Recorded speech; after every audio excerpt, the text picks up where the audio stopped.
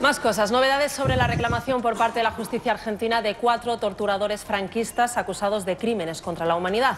La Guardia Civil española ya ha localizado a los 4, 2 de ellos han fallecido, pero el ex guardia civil Jesús Muñecas y el ex policía José Antonio González Pacheco, alias Billy el Niño, han sido citados por el juez Ruz. El magistrado les tomará declaración cuando la petición de extradición por parte de la justicia argentina se haga efectiva. Lo cual demuestra la validez de esa ley científica que dice que cuando un argentino se fija en ti acabará yendo donde él quiera. Y esto vale tanto para los juzgados como para las discotecas. La semana pasada ya os contábamos quién era Jesús Muñecas, un ex guardia civil que formó parte de la trama del 23F. Aquí lo vemos durante el juicio al que se enfrentaron los cabecillas del golpe de Estado. Jesús Muñecas, que solo cumplió 3 años de prisión, fue el protagonista de uno de los momentos más recordados de aquella jornada. Muñecas se dirigía a los diputados anunciándoles la llegada de una autoridad competente. No va a ocurrir nada, pero vamos a esperar un momento a que venga la autoridad militar competente para disponer lo que tenga que ser y lo que él mismo diga a todos nosotros. O sea, estén tranquilos y la autoridad que hay competente, militar por supuesto, será la que determine qué es lo que va a ocurrir. Bien, los más jóvenes tal vez no lo recordéis, pero en ese momento los militares esperaban al jefe de los conspiradores, alguien a quien en clave llamaban el elefante blanco. Queridos niños, ¿entendéis ahora por qué el rey tiene tanta manía a los elefantes?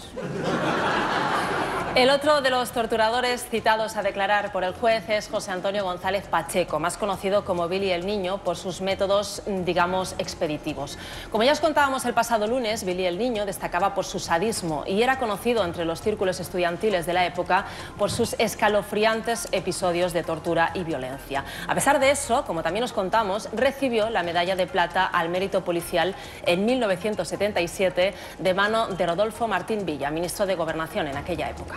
Sí, Billy el Niño era un sádico, pero no solo practicaba la tortura física, también la psicológica. Obligaba a los estudiantes a mirar durante horas su estilismo.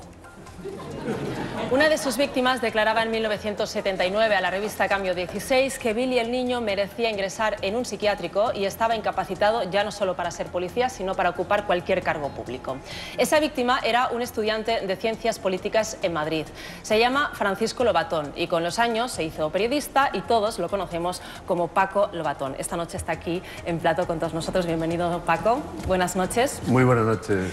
Bueno, ¿dónde estabas tú en el 72? ¿A qué te dedicabas? Pues trabajaba para estudiar, trabajaba de cartero contratado, por cierto, y estudiaba Ciencias Políticas en la facultad correspondiente de la Universidad Complutense. Bueno, ¿y cómo recuerdas tu encuentro?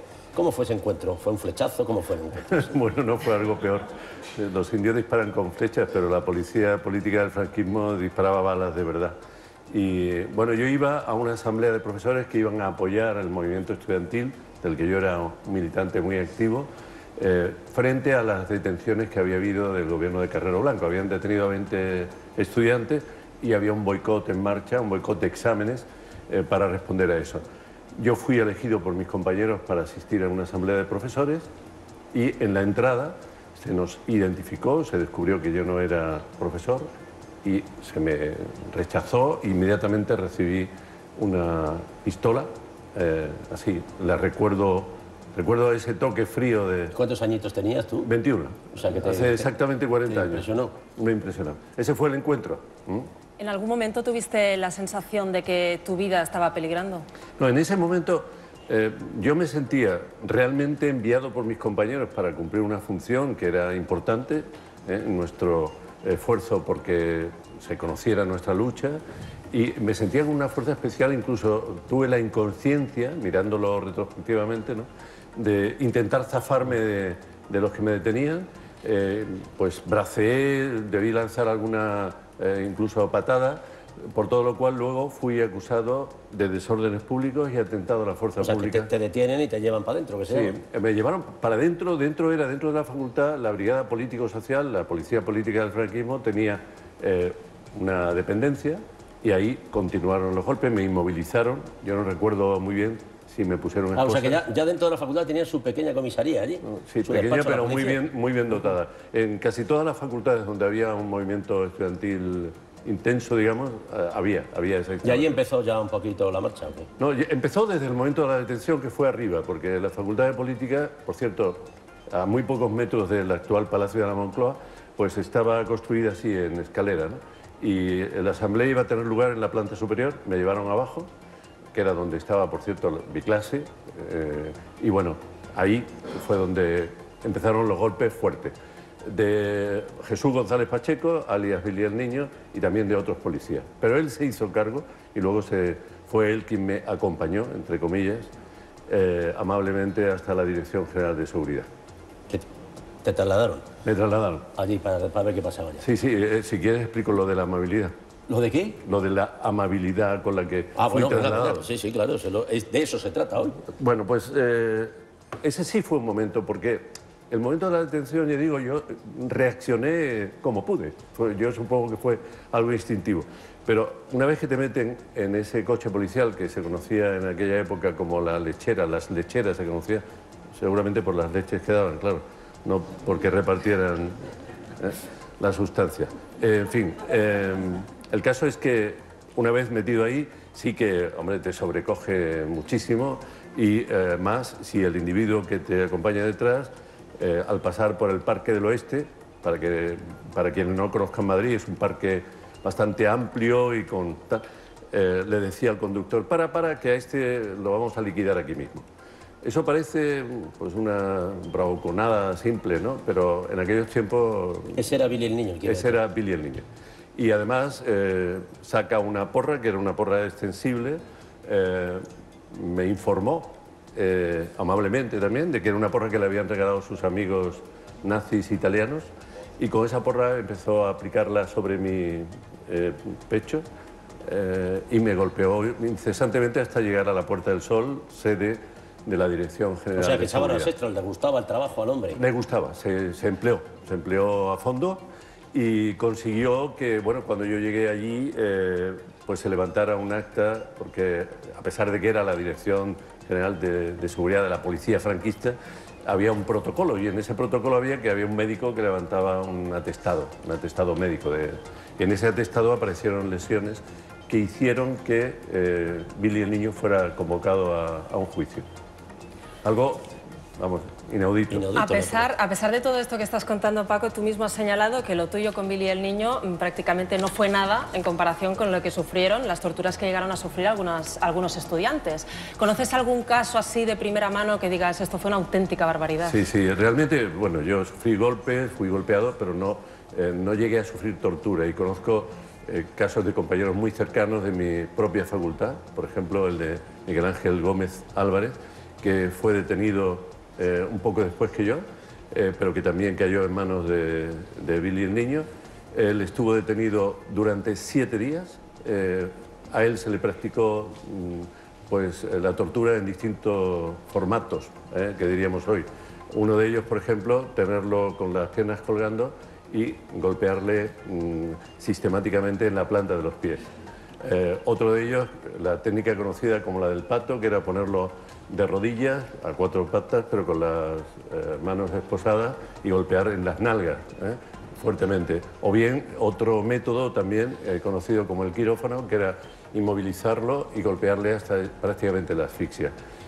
Mi amigo Miguel, a quien conocíamos como Gus, con quien he hablado hoy mismo para poder contar con precisión todas estas cosas, tuvo que pasar luego un mes entero en la enfermería, un mes entero. Me contaba cómo los médicos decían, no, ya puedes comenzar a andar. Él no pudo andar hasta un mes después y jamás ha olvidado eso.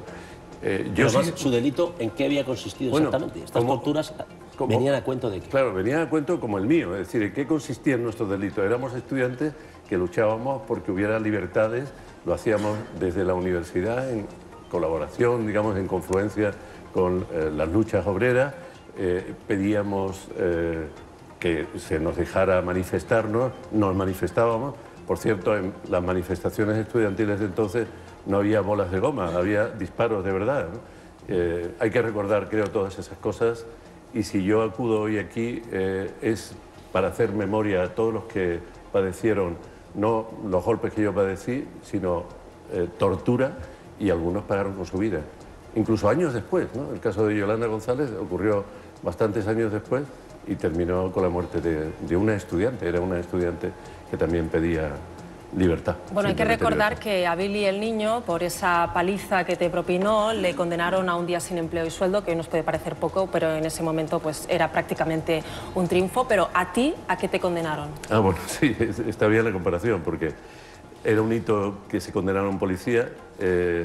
A mí me condenaron a 5 años y medio exactamente. Por asistir a una reunión. Bueno, ellos unían por intentar asistir a una reunión, pero, por ejemplo, por los hechos que he narrado, me acusaban de atentado, por los desórdenes que se ocasionaron con mi detención, me acusaban de desórdenes públicos y luego me acusaban de asociación ilícita, etcétera, etcétera. Todo eso sumaba 5 años y medio que me llevaron a tomar la decisión cuando pude, después de pasar por la cárcel de Carabanchel, de marchar fuera del país y de exiliarme. De marcharte a Londres a tomarte un relaxing cup of coffee y olvidar un poquito el rollo.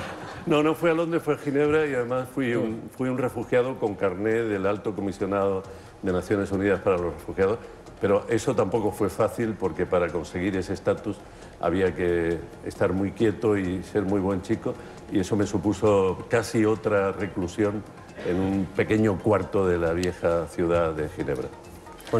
Sí, sí. ¿Qué te parece que haya sido la justicia argentina la que haya empezado a actuar contra estos torturadores? Bueno, yo creo que el principio de la justicia universal es un buen principio, que la justicia debe hacerse, que no debe haber fronteras para la justicia, pero creo que sería bastante más saludable para nuestra democracia, para nuestra convivencia como ciudadanos, que se resolvieran esas cosas aquí. Hacer memoria y tener una memoria de lo que pasó, yo creo que es la mejor manera de reconciliarnos con nuestra propia historia. Yo no he venido aquí a hacer un alegato de venganza, ni creo que los compañeros y las víctimas de estos torturadores que han hecho todo el procedimiento que ahora ha terminado en un juzgado de Argentina, lo hayan hecho con espíritu de venganza. Lo han hecho para que haya justicia, aunque hayan pasado 40 años, para que se restablezca el sentido de la memoria y para que tengamos una democracia de verdad. Así es, porque además es que estas cosas, como no las enseñan en el cole, la gente está muy despistada. Gente va con fotos Franco, no sabe quién es. Los ratos que habrá pasado Billy, el niño, viéndote a ti en quién sabe dónde, diciendo, este hijo puta me va a buscar. Que no se van mal, le diste al hombre. Bueno, tú sí que estás vengado por tu cuenta. Bueno, pues muchas gracias, Paco, por haber venido, por haber estado con nosotros y habernos contado tu experiencia. Muchas gracias, un placer. Muchas gracias. Hasta luego.